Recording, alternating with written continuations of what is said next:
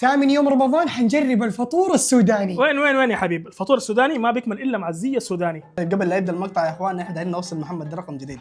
لازم اذا عجبتكم السفره لازم تعملوا له متابعه. الليله حاجه كثير طلبوها مني. يا مرحب حبابك 10 بلا كشره ارحكاكم على الفطور السوداني. حياكم الله حبابكم. دقيقة انا شفت يا محمد اكثر مقطع عندك جاب 400,000 لايك، وباذن الله السودانيين اللي يتابعونا ويتابعوك حيوصلوا المقطع 500,000 لايك. بسم الله.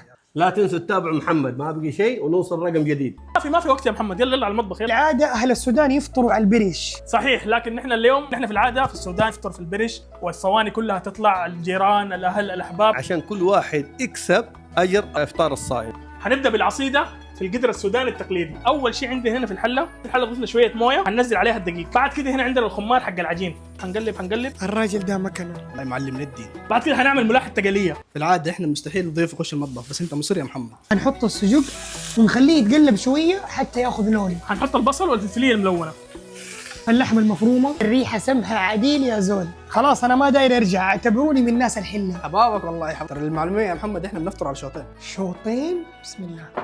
حنبدا باثنين من العصائر البلديه السودانيه، التبلدي او القنقليز او زي ما بيسمى هنا في السعوديه الحبحبو. هنا عندنا عصير التمر هندي، طبعا هذا الطبق اللي طبخناه مع بعض اللي هو ملاحه التقليه. وبكذا صار اللبس السوداني جاهز. ابشر يعني اي شيء تبغاه ابشر. الله تبارك الله، الليل الوالد كارب قاشو. اكتبوا لي في الكومنت وش معناها. عندك العصيده اللي سويناها مع بعض يا اخوان نشيد الشطه السودانيه وزيت السمسم، شطه الدكوه. اول حاجه تفطروا بيها العصيده بعد التمر، اساسي في كل شيء. وهنا نفس العصيده مع نوعين من الادام، نوعين من الملاحه، التقليه وملاح الرب. بس خفيفه على البطن. خفيفه على البطن وخفيفه على الجيب وخفيفه على اي شيء.